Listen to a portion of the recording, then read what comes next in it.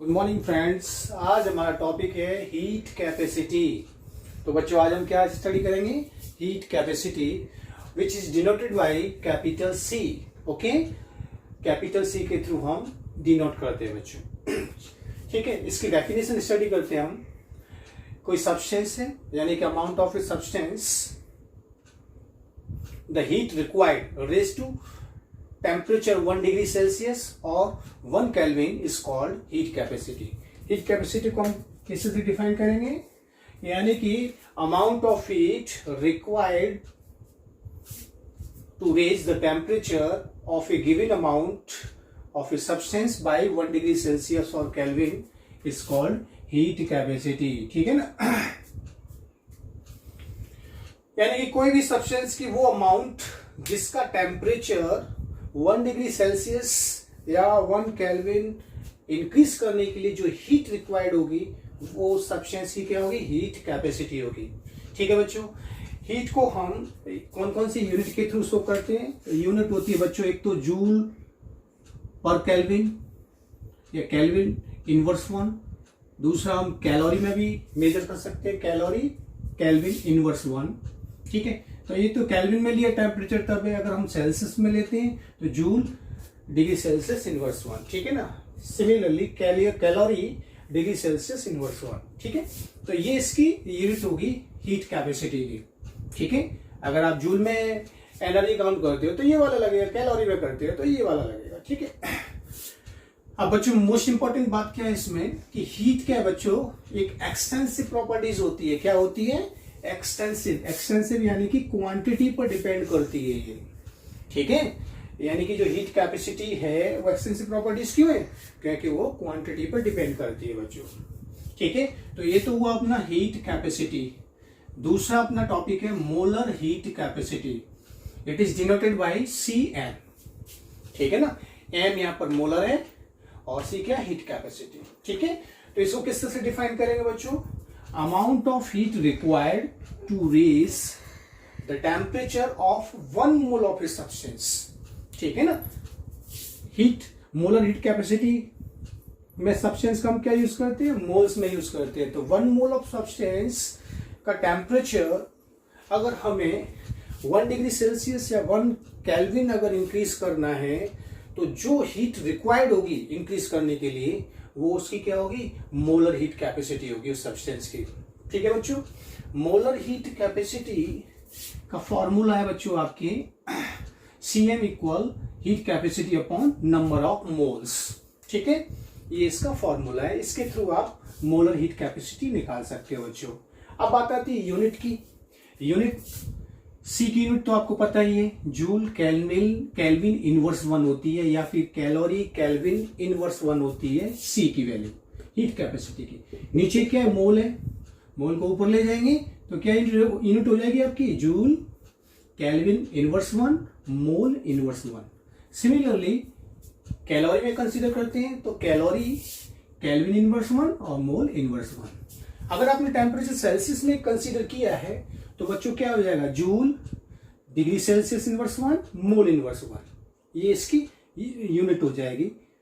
और कैलोरी में कैसे होगी? कैलोरी डिग्री सेल्सियस इनवर्स 1 और मोल इनवर्स 1। ठीक है बच्चों, इससे इसकी यूनिट हो जाएगी।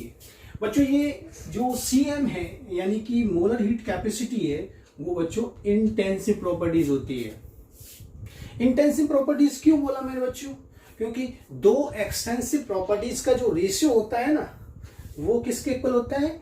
इंटेंसिव प्रॉपर्टीज के इक्वल होता है। ठीक है, अगर मान लो रेशियो में आपकी एक्सटेंसिव प्रॉपर्टीज है, ठीक है, तो वो मिलकर के क्या बनाएगी? इंटेंसिव प्रॉपर्टीज बनाएगी। प्रीवियस लेक्चर में मैं आपको पहले ही वहां पर बता चुका हूं बच्चों। ठीक है, तो ये तो बात हुई हीट कैपेसिटी और मोलर हीट कैपेसिटी के बारे में। अब हम चलते हैं जो कि सबसे ज्यादा इंपॉर्टेंट टॉपिक है, very very very important topic है ये बच्चों। 5 स्टार लगा लेते हैं। एंट्रोपी। एंट्रोपी सबसे इंपॉर्टेंट टॉपिक है इस चैप्टर का। ठीक है, और इसमें से क्वेश्चंस पूछे जाते हैं। एंट्रोपी के रिगार्डिंग जो भी आपका मटेरियल उसमें से पूछा जाता है क्वेश्चन। ठीक है बच्चों, अगर थर्मोडायनेमिक्स में से अगर मान लो से क्वेश्चन देगा तो पहले उसकी प्रायोरिटी क्या रहेगी? एंट्रोपी रहेगी। तो बच्चों एंट्रोपी क्या है? एंट्रोपी बच्चों एक थर्मोडायनामिक क्वांटिटी है, ठीक है। ये क्या है, थर्मोडायनामिक क्वांटिटी है which is use to measure randomness, degree of randomness या फिर disorderness of the system is called entropy. तो बच्चों एंट्रोपी क्या है, एक थर्मोडायनामिक क्वांटिटी है जो कि मेजर करती है किसी भी सिस्टम की रैंडमनेस या डिसऑर्डरनेस को ये मेजर करती है, ठीक है। हमारे अर्थ की एंट्रोपी कंटिन्यूसली बढ़ती जा रही है, हमारे अर्थ की एंट्रोपी कंटिन्यूसली इंक्रीज होती जा रही है। उसका रीजन क्या है, क्योंकि पॉपुलेशन बढ़ रहा है, पॉपुलेशन बढ़ेगा तो आपके क्या होगी, डिसऑर्डरनेस क्रिएट होगा कि नहीं होगा सिस्टम में, ठीक है, या रैंडमनेस क्रिएट होगा कि नहीं होगा आपके, यानी कि जितने नंबर्स बढ़ते जाएंगे रैंडमनेस उतनी बढ़ती जाएगी बच्चों, ठीक है। तो एक तरह से एंट्रोपी क्या है, किसी भी सिस्टम की रैंडमनेस को मेजर करता है, ठीक है ना। भाई तब एक रूम है, अपना क्लासरूम है, उसमें मान लो 10 बच्चे हैं, ठीक है, तो वहां रैंडमनेस कम होगी, ठीक है। अगर उसी क्लासरूम में अगर 100 बच्चे कर दिए जाए तो रैंडमनेस क्या हो जाएगी, बढ़ जाएगी, ठीक है ना, क्योंकि वो एक दूसरे से टकराएंगे। कैपेसिटी वन रूम की मान लो क्लास की 30 बच्चों की है और हमने उसमें ले लिए 100 स्टूडेंट्स, तो क्या हो जाएगा, रैंडमनेस डिस्टर्ब, रैंडमनेस का मतलब डिस्टर्ब या डिसऑर्डर, ठीक है, तो वो क्या होगी आपकी, बढ़ जाएगी, ठीक है। तो हमारे अर्थ की एंट्रोपी कंटिन्यूअसली क्या हो रही है बच्चों, इंक्रीज हो रही है, ठीक है। तो यहाँ एंट्रोपी जिसको हम कैपिटल ऐसे डिनोट करते हैं, डायरेक्टली प्रोपोर्शनल क्या होती है, रैंडमनेस या डिसऑर्डरनेस होती है, ठीक है बच्चों। नेक्स्ट पॉइंट है बच्चों आपकी the ratio of heat absorb by the system in isothermal and reversible manner to the temperature at which heat is absorb is equal to change in entropy, ठीक है ना। यानी कि चेंज इन एंट्रोपी रेशियो किस चीज का होता है, हीट अपॉन टेम्परेचर का रेशियो होता है, यही ये स्टेटमेंट बोलना चाह रहा है, ठीक है ना। कोई प्रोसेस है, वो प्रोसेस आइसोथर्मल कंडीशंस में और रिवर्सिबल है, तो उस केस में आपकी चेंज इन एंट्रोपी का फॉर्मूला लगता है Q रिवर्सिबल अपॉन T, ठीक है। T टेम्परेचर आपके किस फॉर्म में, यूनिट क्या होगी इसकी, केल्विन, ठीक है बच्चों। अब नेक्स्ट पॉइंट है बच्चों, एंट्रोपी जो है वो क्या है, एक एक्सटेंसिव प्रॉपर्टीज है, क्योंकि वो क्वांटिटी पे डिपेंड करती है।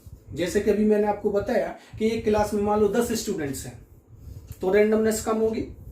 अगर उसी क्लास में अगर मैं 100 स्टूडेंट्स कर देता हूं, ठीक है, तो रैंडमनेस ज्यादा होगा। इट मींस क्या है, क्वांटिटी पर डिपेंड कर रही है एंट्रोपी, ठीक है। तो बच्चों एंट्रोपी क्या एक एक्सटेंसिव प्रॉपर्टीज है बच्चों, ठीक है। और साथ साथ ये क्या है, स्टेट फंक्शन यानी कि फाइनल और इनिशियल पॉइंट पर डिपेंड करता है बच्चों ये, ठीक है, इसलिए इसको स्टेट फंक्शन। तो बच्चों यहां पर इस टाइप की क्वेश्चन पूछ लेते हैं, वो एमसीक्यू में है, तो देखिए थियोरेटिकल बहुत ही टिपिकल हो जाता है अगर हमें याद ना हो तो, ठीक है। वो क्वेश्चन दे सकता है कि इनमें से आपके एक्सटेंसिव प्रॉपर्टीज का एग्जांपल बताइए, 4 ऑप्शन में आपको 3 गलत देगा, एक ऑप्शन एक्सटेंसिव का देगा, तो वो आपको टिक करना है, ठीक है। वो कब होगा, जब आपको पता है होगा कि कौन कौन से क्वांटिटीज हैं, फिजिकल क्वांटिटी हैं जो कि एक्सटेंसिव प्रॉपर्टी शो करती हैं या फिर स्टेट फंक्शन शो करती हैं कि इंटेंसिव शो करती है, ठीक है। वो आपको लर्न करना पड़ेगा बच्चों, ठीक है। तो एंट्रोपी रीजन क्या है, एक्सटेंसिव प्रॉपर्टीज है और स्टेट फंक्शन है बच्चों। फटाफट इसका स्क्रीनशॉट ले लीजिए, आगे बढ़ते हैं। तो बच्चों जो चेंज इन एंट्रोपी है बच्चों, वो आपकी क्या है, एक एक्सटेंसिव प्रॉपर्टीज है और साथ साथ में स्टेट फंक्शन है। स्टेट फंक्शन होने की वजह से हम क्या करते हैं, चेंज इन एंट्रोपी कैसे निकालते हैं, फाइनल माइनस इनिशियल, ठीक है। तो change in entropy equal entropy of final, ठीक है, position minus entropy of initial, ठीक है ना। इनिशियल में एंट्रोपी क्या है और फाइनल एंट्रोपी क्या है, उसका डिफरेंस आपकी डेल्टा एस होता है। तो ये तो कॉमन है बच्चों यहाँ पर, ठीक है, ये चीज कॉमन है, लेकिन हम केमिकल रिएक्शन के केस में इसको स्टडी करेंगे तो ये वाला फॉर्मूला होगा, ठीक है। तो फिलहाल हम यहाँ पर पहले ये जो कॉमन जो चेंज इन एंट्रोपी है उसको हम यहाँ पर देखते हैं। अगर मान लो फाइनल एंट्रोपी, किसी भी सिस्टम की फाइनल एंट्रोपी इनिशियल एंट्रोपी से और ग्रेटर देन है, तो बच्चों चेंज इन एंट्रोपी क्या होगा, पॉजिटिव होगा। चेंज इन एंट्रोपी क्या होगी बच्चों, आपकी पॉजिटिव होगी। और पॉजिटिव चेंज इन एंट्रोपी होने की वजह से वो प्रोसेस क्या होगा, स्पॉन्टेनियस होगा, अपने आप। स्पॉन्टेनियस का मतलब अपने आप होना, ठीक है ना। ओके, अगर फाइनल की एंट्रोपी इनिशियल एंट्रोपी से अगर ज्यादा है तो चेंज इन एंट्रोपी पॉजिटिव आएगा। आप देख लीजिए यहाँ पर, ठीक है, रख के वैल्यू पुट करके देख सकते हो, ठीक है। तो ये प्रोसेस क्या होगा, स्पॉन्टेनियस। नेक्स्ट पॉइंट क्या आपकी, अगर इसका रिवर्स कर दें, उल्टा कर दें कि final entropy is less than, ठीक है, किससे, इनिशियल एंट्रोपी ऑफ सिस्टम, ठीक है ना। किसी सिस्टम की फाइनल एंट्रोपी कम है किससे, इनिशियल से, तो क्या होगा, चेंज इन एंट्रोपी क्या आएगा बच्चों, आपकी नेगेटिव आएगा। तो वो प्रोसेस क्या होगा, नॉन स्पॉन्टेनियस, ठीक है। तो आप चेंज इन एंट्रोपी की वैल्यू को देख करके आप बता सकते हो कि कोई प्रोसेस है वो अपने आप हो रहा है, स्पॉन्टेनियस हो रहा है कि नॉन स्पॉन्टेनियस हो रहा है, ठीक है, कि अपने आप नहीं हो रहा है। तो आप बता सकते हो बच्चों। एंट्रोपी, चेंज इन एंट्रोपी अगर हमें केमिकल रिएक्शन की फॉर्म में निकालनी है तो बच्चों रिएक्शन में क्या होता है, एक तो रिएक्टेंट होता है और एक होता है प्रोडक्ट, ठीक है ना। रिएक्टेंट में रिएक्शन होने के बाद प्रोडक्ट बनता है, ठीक है। तो उस केस में हम चेंज इन एंट्रोपी कैसे निकालेंगे बच्चों, ठीक है। प्रोडक्ट जितने मान लो आपके प्रोडक्ट बने हैं उनकी एंट्रोपी का सम माइनस जितने आपकी रिएक्टेंट आप यूज कर रहे हो उनकी एंट्रोपी का सम, ठीक है, वो आएगा आपका change in entropy for a chemical reaction, ठीक है बच्चों। तो ऐसे से किसी भी केमिकल रिएक्शन के लिए हम चेंज इन एंट्रोपी निकाल सकते हैं, ठीक है, अगर हमें प्रोडक्ट की एंट्रोपी और रिएक्टेंट की एंट्रोपी मालूम है तो, ठीक है। तो ये बहुत ही इंपॉर्टेंट टॉपिक है बच्चों, एंट्रोपी। अब हम इसकी फैक्टर स्टडी कर रहे हैं कि factor affecting entropy of A system. ऐसे कौन कौन से फैक्टर्स हैं जो किसी सिस्टम की एंट्रोपी को अफेक्टेड करते हैं। तो पहला ही हम यहाँ फैक्टर स्टडी कर रहे हैं, नंबर ऑफ मोल्स, ठीक है ना, नंबर ऑफ मोल्स। तो यहां डेल्टा एनजी क्या बच्चों, नंबर ऑफ मोल्स का डिफरेंस है इन गैसियस स्टेट, ठीक है। किसी भी केमिकल रिएक्शन की गैसियस स्टेट में प्रेजेंट प्रोडक्ट के मोल माइनस रिएक्टेंट के मोल का डिफरेंस होता है डेल्टा एनजी। तो बच्चों यहां डेल्टा एनजी ग्रेटर देन 0 है, तो डेल्टा एनजी ग्रेटर देन 0 कब होगा बच्चों, देखो ये प्रोडक्ट के मोल्स गैसियस स्टेट में, ठीक है ना, ये आपकी रिएक्टेंट के मोल गैसियस स्टेट में। तो बच्चों डेल्टा एनजी 0 से ज्यादा कब होगा, जब प्रोडक्ट के मोल्स ज्यादा होंगे रिएक्टेंट के गैसियस मोल से, ठीक है। तो उस केस में डेल्टा एनजी ज्यादा होगा तो एंट्रोपी क्या होगी बच्चों, ज्यादा होगी। एंट्रोपी क्या होगी, ज्यादा होगी। सिंपल सी बात है, आपके प्रोडक्ट के मोल्स ज्यादा है, रिएक्टेंट के कम है, तभी डेल्टा एनजी ग्रेटर देन 0 आ रहा है। तो इट मींस क्या है, प्रोडक्ट के मोल ज्यादा होने की वजह से क्या हुए, नंबर ज्यादा बढ़ गए रिएक्टेंट के कंपैरिजन में। रिएक्टेंट के मोल कम है, प्रोडक्ट के मोल ज्यादा है, ठीक है। तो इसका मतलब क्या हुआ, रिएक्शन जो प्रोसीड हो रही है उसकी एंट्रोपी बढ़ रही है क्योंकि नंबर ऑफ मोल्स बढ़ रहे हैं आपके प्रोडक्ट में, ठीक है। तो उस केस से भी हम यहाँ पर समझ सकते हैं बच्चों। तो delta N G greater than 0 तो then delta S greater than 0 positive होगा बच्चों। और जब पॉजिटिव होगा तो बच्चों क्या होता है, प्रोसेस स्पॉन्टेनियस होता है, ठीक है। Similarly delta N G less than है तो then delta S is less than, ठीक है। अगर डेल्टा एन जी अगर कम है तो चेंज इन एंट्रोपी भी क्या होगी आपके बच्चों, कम होगी, ठीक है।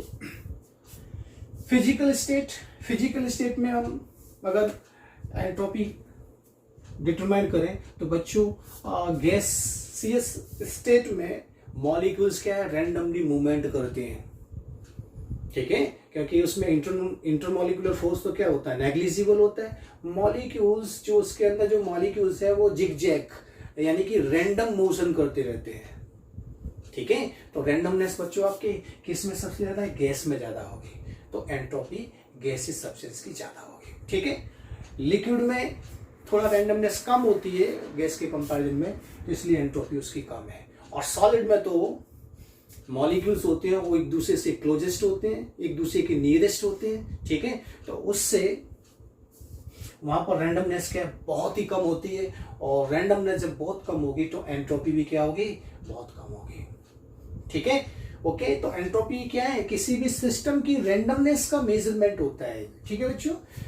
तो ऑर्डर ये आ गया आपका, गैस में सबसे ज्यादा, लिक्विड में थोड़ा कम, और सॉलिड की एंट्रोपी सबसे कम। तो ये फिजिकल स्टेट के अकॉर्डिंग हमारा हो गया। नेक्स्ट है बच्चों, on increase temperature then entropy will increases. Simple सी बात है, ठीक है। जैसे आपके सॉलिड से इसमें कन्वर्ट हुआ है आपकी, ठीक है ना। आयरन का एग्जांपल ले लिया हमने यहाँ पर। तो देखिए बच्चों, सिंपल सी बात है, जब टेम्परेचर राइज करोगे तो सिस्टम में प्रेजेंट जो मॉलिक्यूल्स हैं वो क्या है, टेम्परेचर को काइनेटिक एनर्जी के फॉर्म में एब्जॉर्ब करेंगे, और जब काइनेटिक एनर्जी, अगर उनको एनर्जी मिल जाएगी काइनेटिक एनर्जी के फॉर्म में, तो उनका मूवमेंट बढ़ जाएगा, ठीक है ना। ओके, काइनेटिक एनर्जी किसका मेजरमेंट है, एक तरह से मूवमेंट का है, मोशन का है। तो पार्टिकल्स है या जो मॉलिक्यूल्स है सिस्टम में, वो एक दूसरे से दूर भागेंगे, रैंडमनेस बढ़ जाएगी बच्चों टेम्परेचर बढ़ाने पर, ठीक है। तो डेल्टा एस क्या आएगा यहाँ पर, पॉजिटिव आएगा बच्चों। नेक्स्ट पॉइंट है आपकी, on increasing pressure S will increases, ठीक है। एक नाइट्रोजन गैस है जिसका प्रेशर 5 atm है, और ये नाइट्रोजन गैस है उसका 2 atm है। तो बच्चों इंक्रीज होगी क्या, होगी कि नहीं होगी, आपकी प्रेशर इंक्रीज होगा तो एस वेल जो एंट्रोपी है वो भी बच्चों आपकी क्या होगी, इंक्रीज होगी, ठीक है। अब हमने यहाँ पे 5 atm से 2 atm कर दिया, तो बच्चों जो एंट्रोपी है वो डिक्रीज हो जाएगी, होगी कि नहीं होगी आपकी। 5 atm से अगर हमने 2 atm कर दिया सिस्टम का प्रेशर, तो एंट्रोपी क्या होगी आपकी, कम हो जाएगी, ठीक है ना। किसी भी चीज को प्रेशराइज करो ना, तो उससे क्या है, मॉलिक्यूल्स में क्या होते हैं आपके, मूवमेंट होने लगता है, ठीक है। नेक्स्ट है आपकी mixture, solid in solid, liquid in liquid, gas in gas, ठीक है। जब सॉलिड को सॉलिड में मिलाओगे तो नंबर ऑफ पार्टिकल्स तो बढ़ेंगे ना, नंबर ऑफ मॉलिक्यूल्स बढ़ेंगे, जिसकी वजह से एंट्रोपी बढ़ेगी। लिक्विड को लिक्विड में मिलाओगे, क्योंकि एंट्रोपी क्या है, एक तरह से आपकी एक्सटेंसिव प्रॉपर्टीज है, क्वांटिटी पर डिपेंड कर रही है। तो ये लिक्विड का मॉलिक्यूल तो ज्यादा हो गए ना, एंट्रोपी बढ़ गई। गैस को गैस में मिलाया तो नंबर ऑफ मॉलिक्यूल्स या एटम्स आपके इंक्रीज होंगे, जिसकी वजह से आपकी एंट्रोपी भी इंक्रीज हो जाएगी बच्चों, ठीक है। तो ये आपकी कुछ फैक्टर्स हैं जो एंट्रोपी को अफेक्टेड करते हैं बच्चों, ठीक है। फटाफट स्क्रीनशॉट ले लीजिए इसका। Thank you.